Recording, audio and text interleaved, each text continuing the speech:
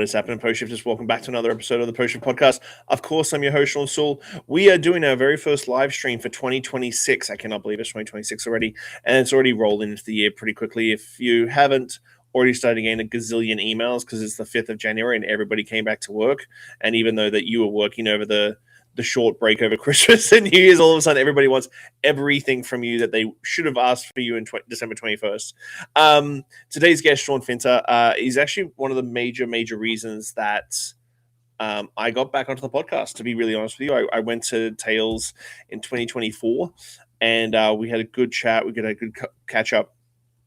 And it sort of not pushed my hand, but sort of like made me realize that maybe I still have some gas in the tank for the podcast. And then he was my very first guest back in 2024. So we're looking at, I think, 80 episodes ago or 85 episodes ago.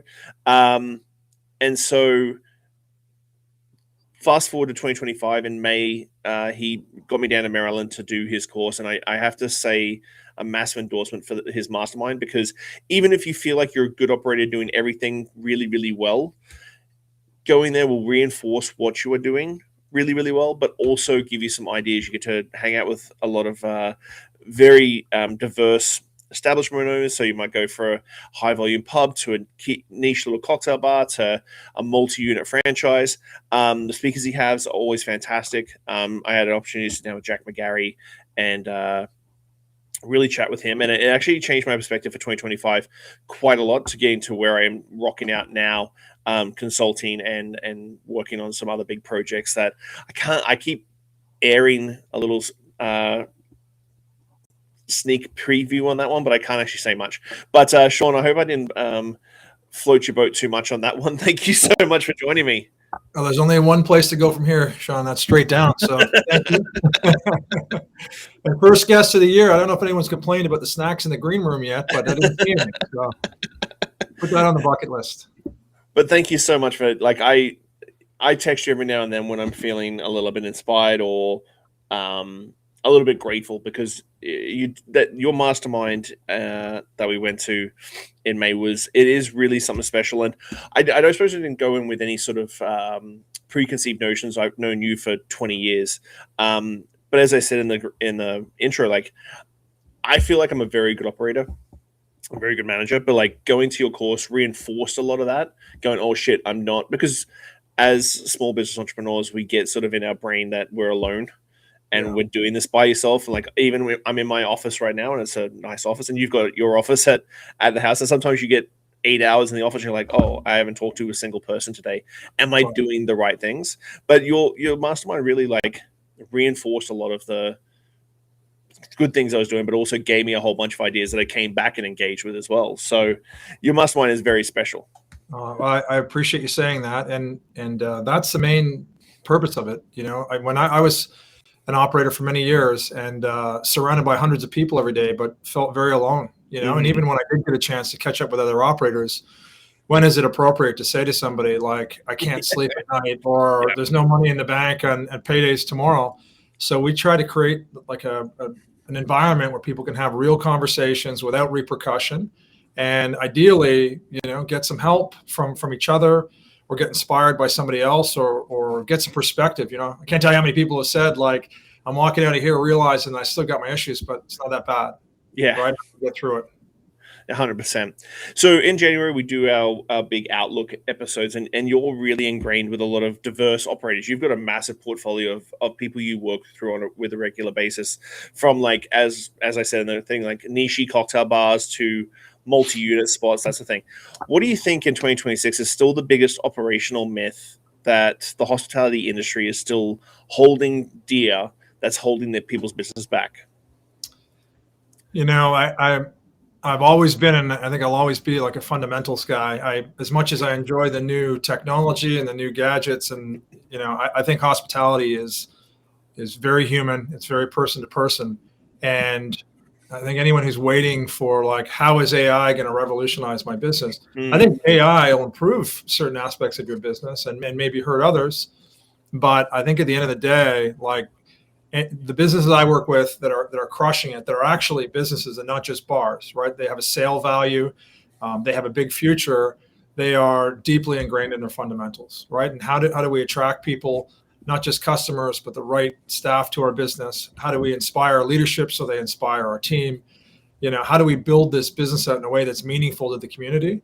And I don't think enough people are asking those questions. Like if someone came to work for you for the next 3 years, would it matter to them in 20 years? Right? The answer to most is no.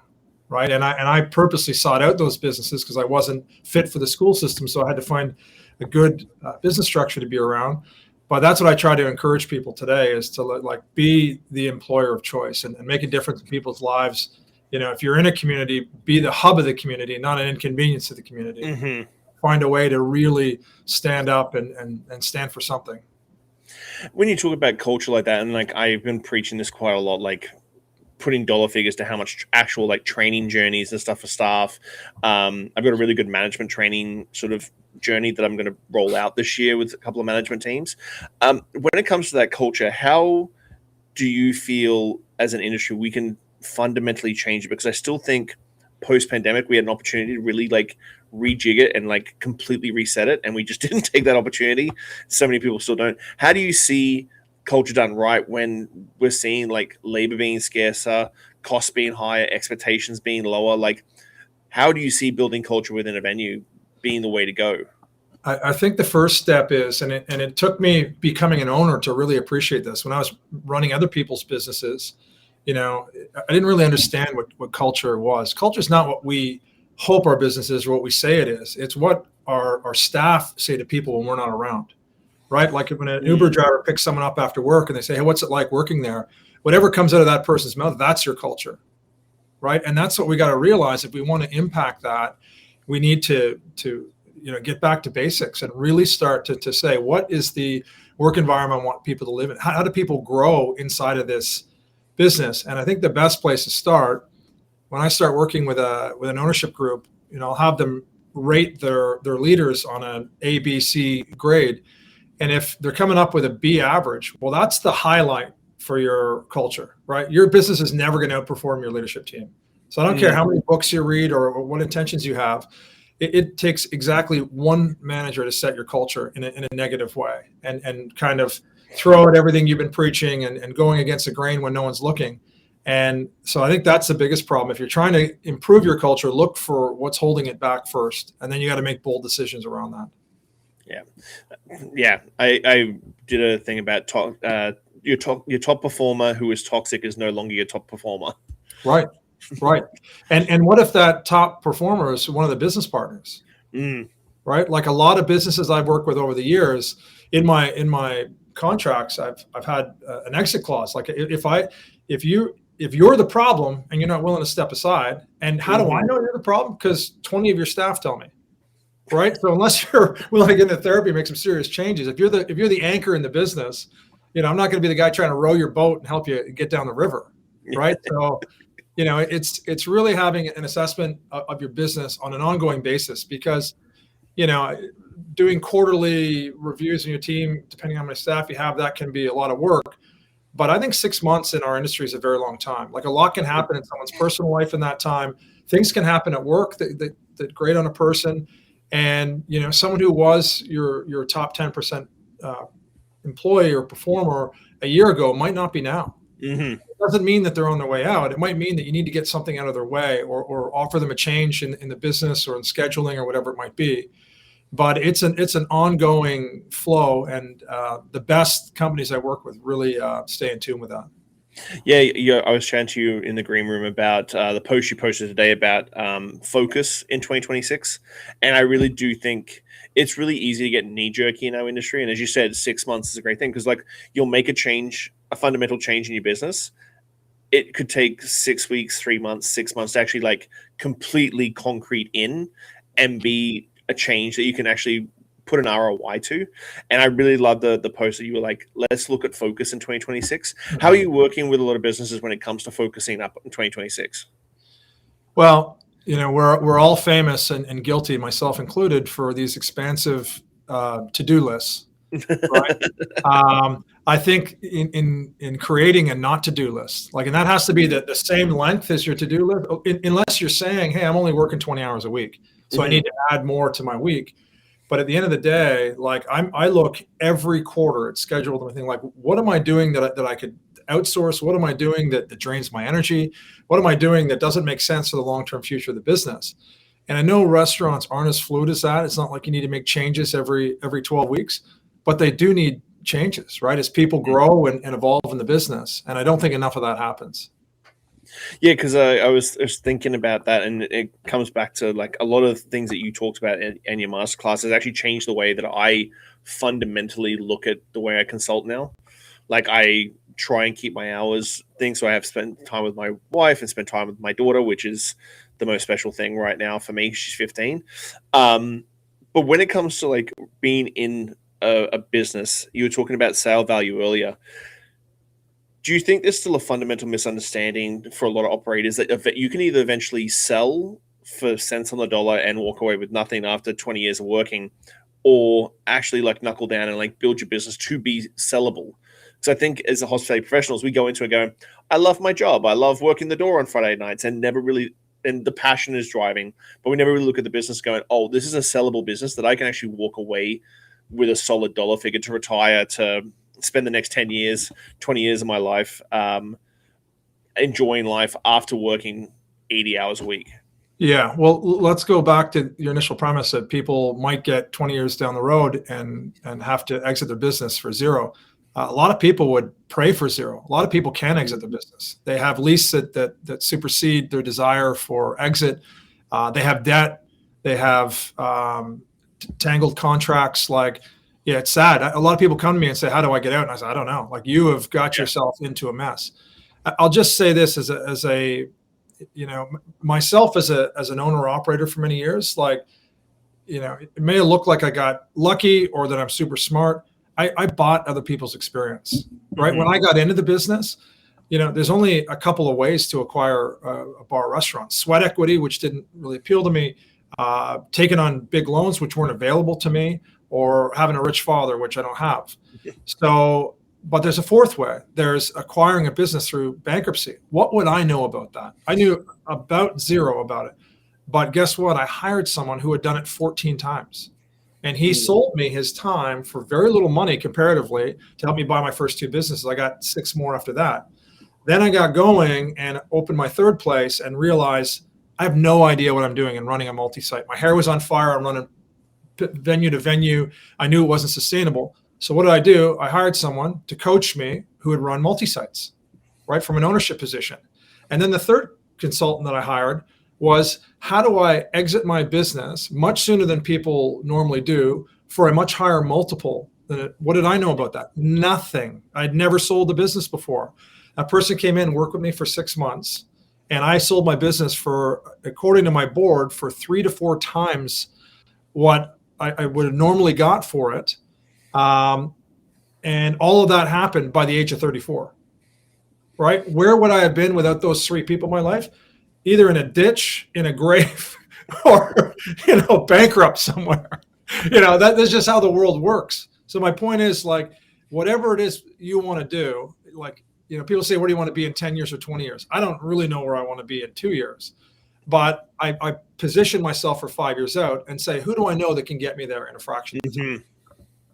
Do you think that's important? Because I think, as you said, like at the very beginning, it's sometimes tough to be open about your failures or your stresses or what's keeping you up at night, sort of thing, with other operators. Because other operators sometimes, like, you always want to put on a bright face when you're hanging out with other operators, because you don't want to be that guy in the corner going, fuck, everybody seems so happy and everybody seems to be making money and their restaurants are busy. What the fuck am I doing wrong? Like, why am I miserable? Why am I staying up at night? Do you think it's always that hard hurdle to get operators to like open up and actually like understand that they need people to come in and help them with these things? Yeah, I think it's a muscle that's terribly undeveloped, especially in hospitality ownership and leadership. And, a lot of us, myself included, it was fake it till you make it, right? Mm-hmm. Bullshit and like bravado and work 20 hours a day and all that nonsense. But at some point that catches up with you and you realize your problems are bigger than your talents. And then what do? You can hide from it until it catches up with you and buries you. Or like you say, you can start to talk to people and then take the further step and say, hey, might you be the person that can help me overcome this? Or do you know someone who could? Right? Once I started learning to say those words and realized there's a formula to this, and that's the formula, right? Recognize what's happening, get perspective, look at your options, acquire help.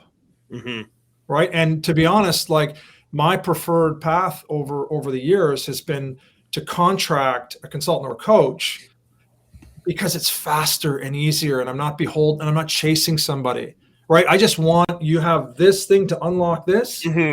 For some people, it takes 4 weeks to help me, 4 months or 2 years, whatever it is, we frame it out, and I go for it. And I always just make sure there is a healthy return on investment for what I'm going to get for what I'm paying out.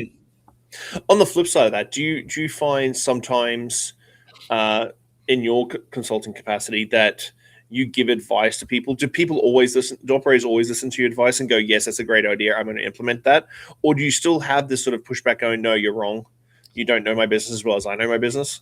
Well, I get some of both, I suppose.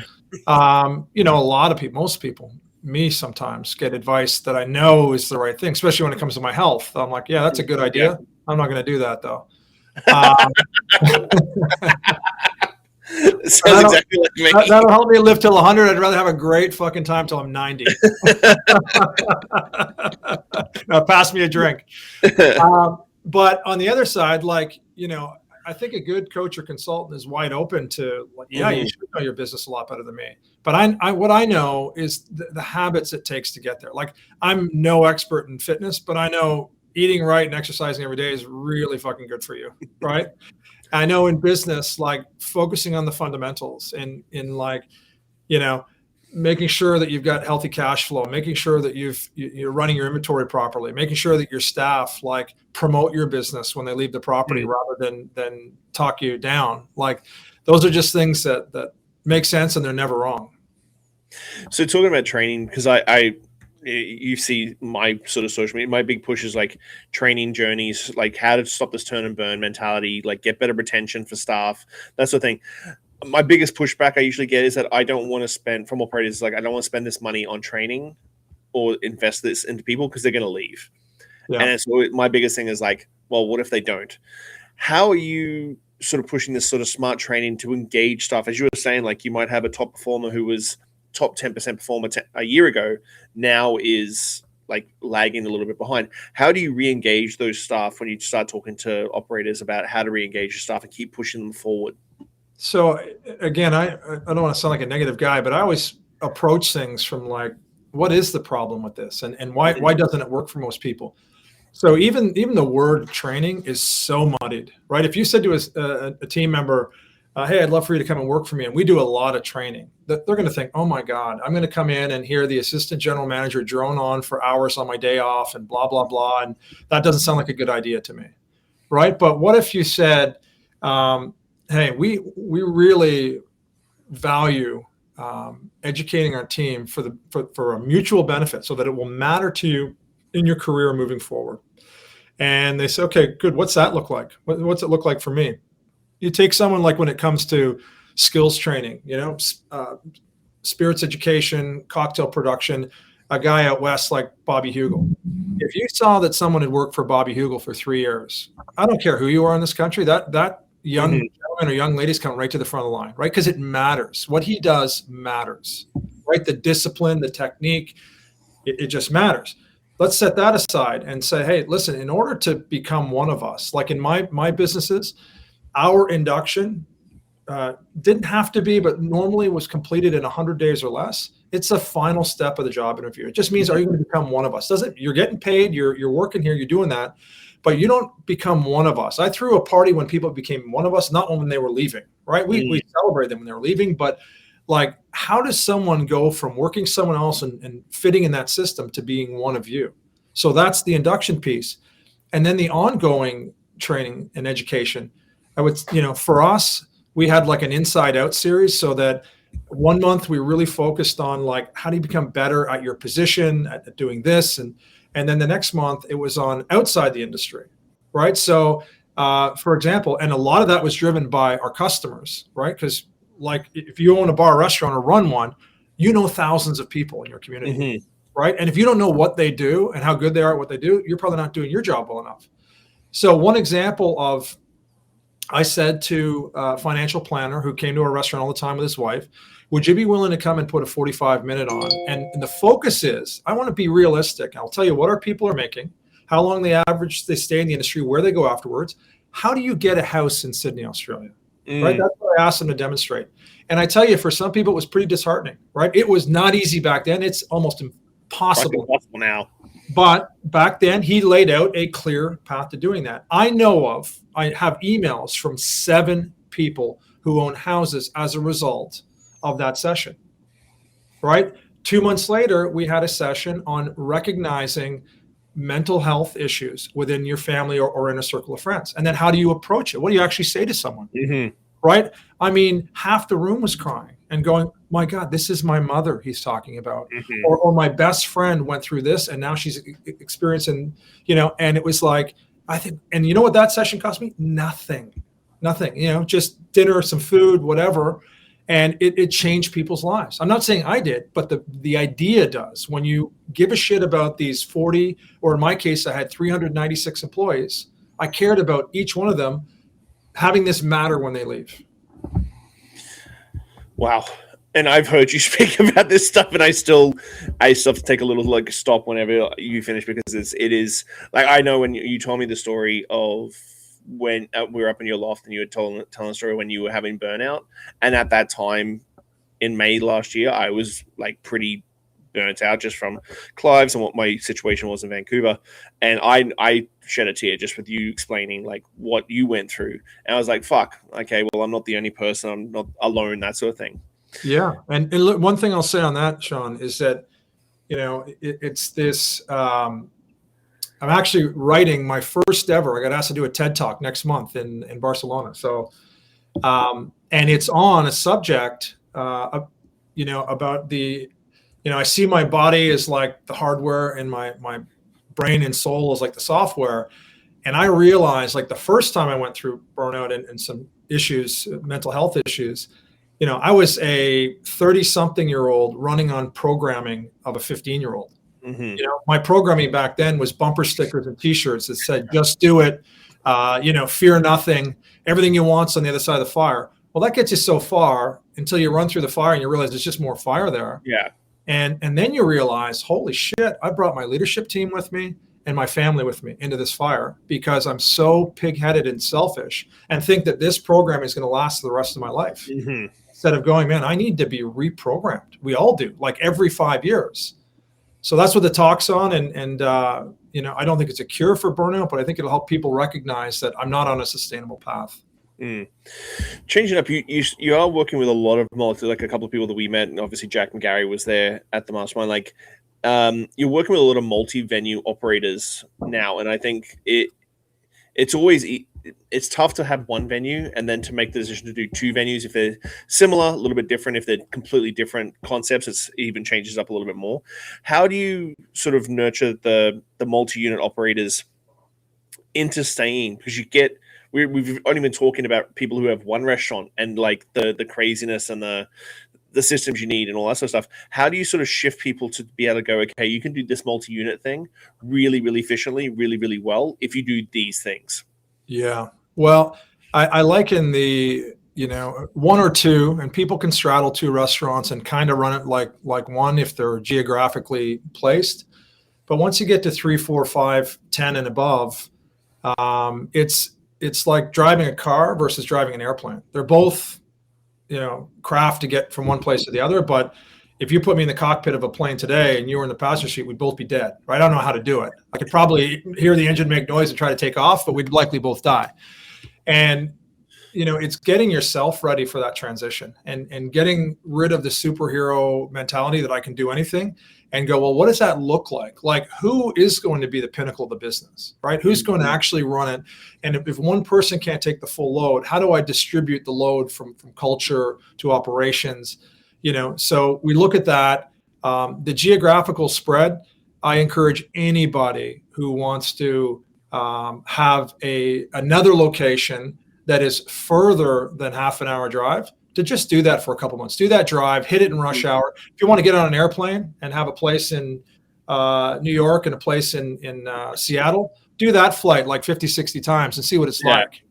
It's pretty cool. It's romantic right now until your 25th time and your flight's delayed for the third time that day and you missed your kid's birthday again. I've done it, right? It's so longer. It's not cool anymore. It's a fucking inconvenience. So, what I do ask people is like, why do you want to do this? Right? More revenue, more profit. Well, could you do that in this geography? And some people do have a good reason. Like they say, hey, I love this city. I'm thinking about moving there one day. I want to do this. So whatever your reason is, make sure it's sound. And then, test the theory before you get in. And then you got to prepare yourself for what does a multi-site operator actually do as compared to someone who has one or two. Mm-hmm. And then that's the thing. Like you've been a multi-site unit operator yourself. And I think this is going to resonate with anyone who's listening or watching. How do you put in place systems so that you can trust the team that you have? Because I think that's sometimes the hardest thing to sort of overcome as an operator. They're like, if I'm not there, the place is going to fucking burn down. If I'm not there, service is not going to be the level that I want. How do you sort of overcome that as an operator, and how do you explain that to people? Because you are talking to like the Jack McGarrys who are going to expand a lot over the next couple of years. How do you build the systems and everything in place, and just the mentality for an operator to go, you know what, I don't need to be on site all the fucking time to operate my business? Yeah, well, the first board that I put together, a gentleman that I wanted to join, he asked me before he would discuss joining the board, he said, do you own your job or do you own a business? And I said, well, I think both. And he goes, no, if you pick one, which is it? And I said, I think I own a business. And he goes, okay, so if you left for 3 months, things would be as good or better. I said, no, the place had burned down. He said, then you own your job, right? Like, let's all be realistic. If your business needs you that badly, you've got some pride in owning your job, but that's not a business. So building systems out, like the things that I had to learn to become a multi-site operator are things that I didn't do working inside a multi-site business, right? I had to learn not just to be excellent at planning, but to teach other people how to plan. I had to learn how to be excellent at written communication, regular green dashboards, running and attending meetings, right? Like you suddenly your relationship to the business becomes totally different, and you have to set it up in a way that it's not dependent on you, but that you can add the most value in your contribution to the business. And then you layer in the systems. I'll give you one which might seem arbitrary, but as a young business owner and a egomaniac back then, like a lot of bar owners are, they like to be the hero, and everyone comes to me for the answers and all that until you wind up in a mental hospital. But for me, I go into a venue, walk through the door. I had eight properties, and walk through the door, and oh, Sean, we need this and we need that, and it felt good in the beginning, as I said, and then it doesn't. And suddenly, like, I started getting really bad stomach aches, walking up to the door, because I knew I was just going to be faced with this bad news. And we had back then, like, quite analog, but these red books with all the issues. And I go right for the red book. That's what I ate every day, was the red book. And my assistant one day said to me, Sean, I think this is going to make you sick. Like, you don't look good when you're picking up these things. And she goes, I think we need to introduce a green book. I said, what would be in the green book? And she goes, anytime someone writes something in the red book that's negative, they have to write something positive in the green book, like recognize something good going on. I can tell you what, Sean, like I like the bad news first. So I grabbed the red book and I'd say, okay, I got to deal with this and fix this and whatever. I close that. I pick up the green book. I would come back to life. I would find Sarah and Mark that did this and that. And like, it changed my world, right? You have to balance what you're putting into your brain. And I became addicted to those green books. And then I said, you know what? I'm going to make my number 2 in charge. You deal with the red books now. I got to tackle these green books because these people aren't getting celebrated enough. Yeah. Right. You need to spend 5 or 8 hours a week if you have 8 properties in celebrating all these good things happening. And guess what? When I did, more and more of them happened. That's awesome. It's a relatively simple thing, because you do have that usual, like, if you don't put it in the book, how is it going to get fixed? And right. I've dealt with that in other businesses, which I look back now and I'm like, fuck, I could have easily fixed this. That, guys, like, I've got the whiteboard every night. I get a picture of the whiteboard. I know exactly what my day is going to look like the next day. It seems really good in systems. And then someone misses something on the whiteboard and your day goes to shit because you've like, guys, it's very simple. Something runs out. put it on the whiteboard. I'll sort it out on my day during my day. Right. But it's a super simple system. It's almost like a teaspoon of sugar makes the medicine go down. Yeah. Yeah. And it also trains your team to, like, everyone's keeping an eye out for something on fire, but it trains your team. Like, I've got to start recognizing people. Like, you start to catch people in the act of doing something good. Right. And then that positive reinforcement, like, you find me a hospitality employee who says, you know what, I get celebrated too much at my business. I'm tired of going in every day, and my boss puts me up on his shoulders, and the team chant. It can't take it anymore, right? You will not find one. So, look, ask yourself, like, how many hours last month did you spend celebrating your team, and did you get the multiplying effect by doing it in public? Right, doing it at pre-shift, or as people are breaking down the bar at night, saying, hey, I just got to bring up what I heard about Michael today. And I'm so proud of you to work with you. And that's exactly what we want to be doing around here. We don't spend enough time on it. 100%. I used to do it usually Sundays when I'm having a whiskey and smoking a cigar on a Sunday when I'm decompressing after the week, having a fire. I'd text my whole team on the WhatsApp and go, guys, listen, I love what you're doing. Thank you so much for your work. I understand that it's not always the easiest thing to do what we do. But speaking of that, like I have talked to a lot of clients as well, and especially multi-unit ones, and they're like, well, the manager should know. And you can have a whole bunch of systems, but do you feel like there needs to be always sort of this sort of like secular sort of mentality towards like what your team knows and what they should be understanding in your business? It has to be like constantly reminded when you sit down, like you said, quarterly or every 6 months. When you sit down with your management team, do you feel like you need to sort of always come back to that same mission statement every now and then, just so they understand the direction the business is going? Yeah. Again, like in using coaches and consultants over the years, I had one follow me for a day in the beginning when I started working with her. And we were in the car for, like an hour. And she said, take every call that comes in. And I think there were 5 phone calls. And she made notes as I was talking. And when we parked and we're about to walk into a venue, she said 4 or 5 of those calls were about a lack of information flow. Like, you told somebody, if you're the filing cabinet in the business, you are overpaid, right? Like, you can't be the bottleneck for information. And so we really worked on the flow. I'm working with clients today now with AI and creating like wikis for the business. Like, if anyone asks you anything, put it in there and have AI say, ask me more questions to fill in the blank on this. Shoot a video, put it up, get it inside. And then, we didn't, I'm not going to say we didn't have any private moments in my business, but 99% of them weren't private. Even our monthly executive meeting was open to all. Now, very few people came to it, but if there were issues, people were welcome to come. 40-minute meeting, 20 minutes at the end, Q&A, all of that. I just think that, if there is a lot of secrets in your business, you've probably got problems. The stuff that isn't secret, you can do a better job at reporting it. And even like our weekly leadership meetings, we would now today you just have your AI, but we would push out to the team into the group chat. Now, did everyone read it and absorb it and have very positive feedback? No, but if you want to know what's going on, I want you to know. I want you to be a part of this. So when it comes to that sort of transparency element, you've always been like a bottom up sort of guy. Like, the dishwasher should have the same mentality as that head server, as the bar manager, as the GM. It's definitely a bottom up sort of mentality of making sure that every single person in your organization has the same sort of direction and mentality towards your business. How transparent do you like to get? Because I get a lot of operators who don't like telling their staff about how they did that quarter, or their per head spend, or their cover count, stuff like that.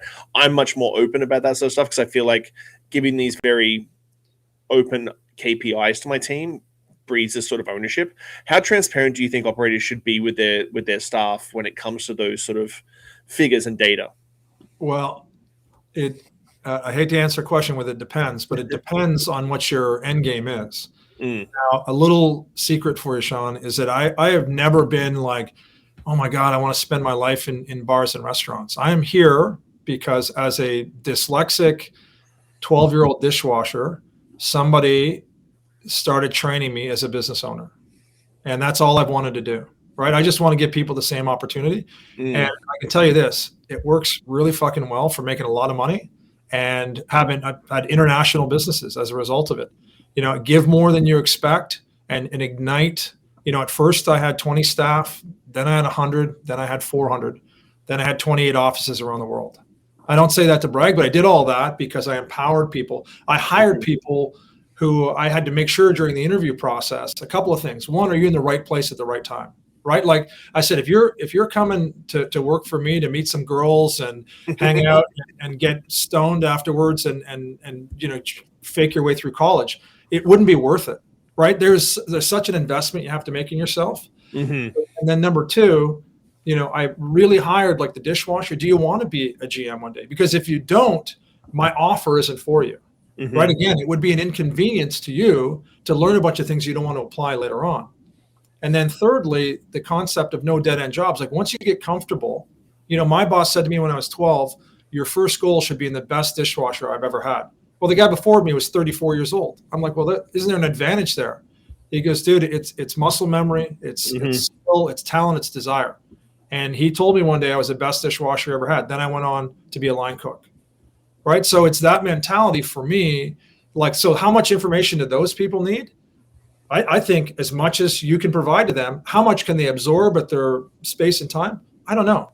But it's there, and then I'm there to help them, to start to understand it. And one quick example of this, Sean, like when I was 13 in my job, right, little truck stop in Canada, the owner said, all right, now you have to learn a secondary skill. I said, secondary skill? I'm fucking 13 years old and I'm getting my head right. I just got moved onto the line in the kitchen. And well, what's a secondary skill? He says, you got to come in every other Sunday and do inventory with me. You're going to be a master of inventory. I didn't even know what inventory meant. I'm like, oh, the cans and the stuff. I'm like, that's crazy. I'm 13. I go on and do that. I got to admit, I hated it for the first few months, right? Old spreadsheets, calculation, everything else. Well, fast forward, Sean, I went on to have the largest private inventory company in the world in our industry, right? Like that's an investment in myself. So that's what I try to encourage, and that's not everyone's offer, but everyone should have an offer. Like, what is it that you can give that's low cost for you to give and very high impact for them? Center around that, and you'll find people coming to work for you. That's awesome. When you're talking about AI and data, people go, AI is going to make the industry and redundant on this sort of thing. I look at it as like having two assistants that can help me continue to build and grow and manipulate and evolve my business. With all the data out there, labor, sales mix, guest flow, all these sort of things, what are the numbers that you feel, because there's a lot of contentiousness about labor percentage right now. Like I've seen a lot of posts about labor percentage not being a real number. I think it's a real number if you're doing all the other things that are attached to labor costs. But what are the figures that the matrices that every operator should be looking at every single day when they wake up or when they get into work? Yeah, I'll give you a few that I think are imperative. I'll first say though that a lot of when I start working with a lot of businesses, they have a lot of data, they have a lot of reports. And in fact, most of them have too many. Right? Like you look at cars today and the dashboards have got so small, right? Like this is what you need to know. And the car's smart enough to tell you when there's something new that you need to know, right? Like that oil light, when that comes on, you missed a trick somewhere back about 10,000 miles ago. But to me, having a member of your leadership team or any member of your staff looking at a number that's not juxtaposed to a goal, what's the point, right? Like I think I'm an ex-jock. I love sports. I used to love sports. And people like sports because of the scoreboard, right? They know who's got more goals than the other and how they're going to win the game, how much time's left in the game, how many penalties, all those sorts of things. So making business fun that way. So I'll give you an example where numbers become really blunt in business. Like when I talk to a client and they say, we missed our revenue number for last week. Let's say their revenue goal was $50,000 and they came in at $45,000. Well, if they don't know where and why, how do you fix it? Right. So you obviously, if you're open 7 days a week and you break it into 3 shifts a day, you got 21. Well, when we box those and we say, okay, late night, Monday through Wednesday, if that's one series and that's supposed to attract $6,000 in revenue and it came in at 3, well, we know we've got a big problem here. Lunches could be overperforming. So let's not tell the team, hey, boo, you failed in your revenue. let's celebrate lunch. So business has to be a lot more strategic.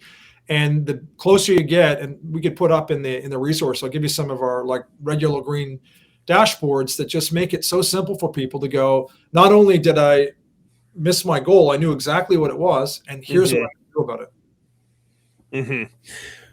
When it comes to one leadership mandate that you would ask every operator to put into play for 2026, what would it be? I like to start the year by asking better questions, right? Like more is not a strategy. We want to do better than last year. That's not a strategy. We know we're going to need to replace one or two members of our leadership team. What specifically do we have to do to attract more leaders like Sarah? Right? Let's talk about that. Like, let's talk to Sarah about why she chose us, why she stays here, what's important to her, what annoys her. Like, you want more people like her, you better understand her and give her carte blanche to be honest. You could ask, what would it take Tuesday nights or Monday night? We're thinking about closing because we don't have the revenue. We're only doing $1,500 in revenue. What would we have to do to have a $10,000 Monday night? And don't tell me it can't be done. Someone in your city's doing it, just not you. They're doing something very different than you're doing. And, do we want to rip that off, or do we want to engineer something different, better for a slightly different constituency? And a third example could be, we find out that our average server, bartender, host stays with us, 15 months. So what would it take to keep people here 30 months? Right? So those are just better questions. And when you start by asking better questions, you not only get better answers, you take off from a fundamentally different position. That's awesome. So for 2026, like it's the 6th of January, you said that you had a TED talk coming up, which is massive. Yeah, that's cool. It's very fucking cool. That is bucket list stuff. I'm sure it's on your bucket list, but that's bucket list stuff. Yeah. What have you got a plan for 2026? For me personally, what am I doing? Yeah, personally, career-wise, So, my life has, as I said earlier, like I kind of live in 5-year brackets. And this one that we're coming up to, like I'm 52 now, we are like downsizing. We have a couple houses in Annapolis. We're selling the one on the water, which is a big place, and the kids are all gone now. We're kind of loft living, but as we were joking before, you got a loft on top of a 10,000 square foot house. It's the best of both worlds. And, I really want to, I'm finishing 2 books at the moment. I want to just keep my coaching group kind of tight and right, like a good group of people that are helping each other move forward. And then I guess the biggest change will be a lot more time on the road, where Ellie and I we're starting to learn Spanish, and we love Spain, Mexico, Brazil. Like, we love being on the road. So we're going to go and spend time in Southeast Asia. 2 of my kids are back in Australia. So it's an exciting new chapter, start of a new 5-year block for me. That's fantastic. So something that I did knew, you didn't get this when we did the very first episode back in, I think it was June or July in 2024, was 5 deep podcast questions at the end of the episode. Sure. What is one lesson or experience that has shaped your perspective the most, and how do you carry that forward in your life? Oh, that's a good one. Personal or career? We talked about burnout earlier, and I wound up in the hospital. My burnout was so bad. And when I was leaving the hospital, one of the nurses there, she's a lovely woman, she said to me, what's the number one thing you're going to do when you leave here to make changes? And I had written a million things down in my diary, and I was just confused, and I couldn't pick one. And I said, I don't know. And she put her hand on my knee and she said, "Oh, sweetheart, never waste a perfectly good crisis." Right? Like, when life talks to you, you better listen and make some changes as a result. And I do every time now. I stop myself and say, what is this teaching me, and what do I need to do differently? Awesome. If you could leave one lasting message or piece of wisdom for the world, what would it be and why? I grew up with some great mentors, and they all passed away a lot sooner than I thought they would. And there's an old Tim McGraw song that's "Live Like You're Dying," and I don't mean that in a reckless way, but like, I work with clients and they're telling me what they're going to do when they're 65 or 70. Mm-hmm. And I'm like, do you know a 70-year-old who's climbed Mount Kilimanjaro? Like, this is a good year to get in shape, and next year is a good year to climb Mount Kilimanjaro. And in the meantime, we get your business ready for you to be away for a month, right? Like, I just think that anyone who's not living their life on the way through might want to consider doing that. Looking back on your journey, what is something you wish you understood earlier in life? I think you don't need it all right now. I would have tried to do everything all at once. Multi-site business owner, a member of an international business group on the board, father. The truth is, I didn't do any of them really well.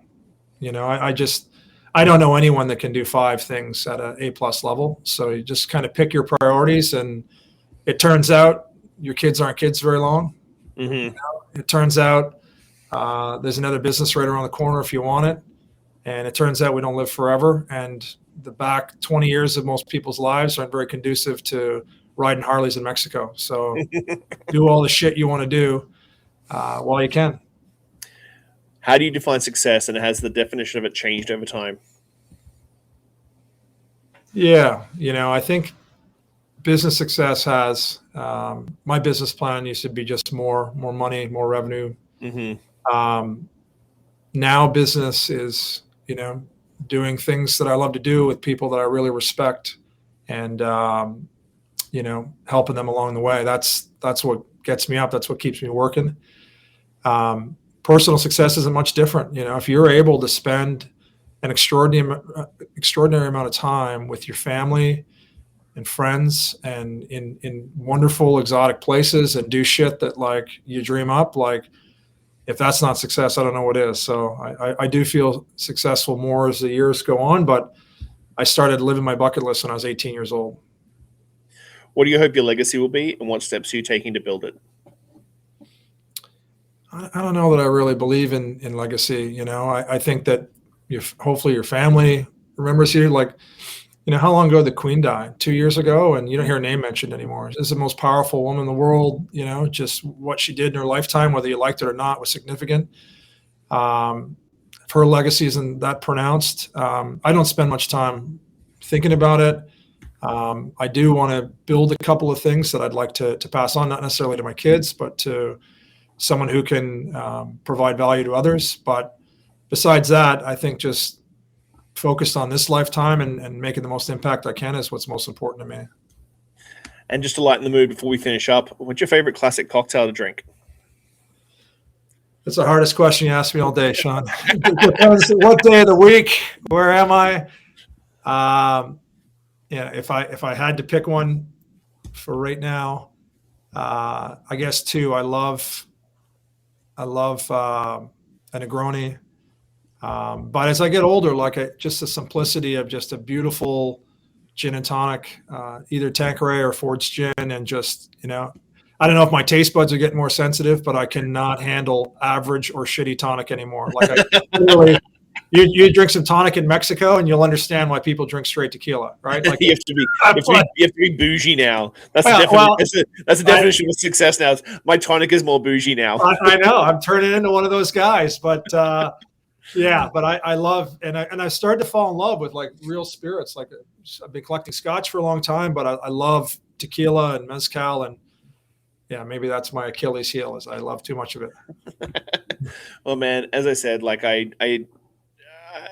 your influence on me in the last 18 months has been unmeasurable personally. Like I watch what you do and what you and Ali do, and every single month I'm just like, fuck.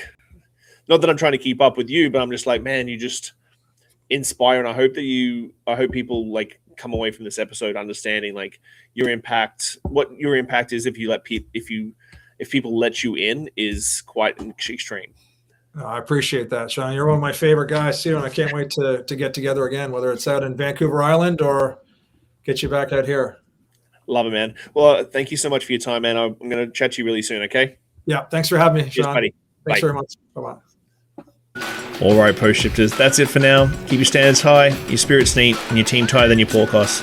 Catch you next week on the Post Shift Podcast.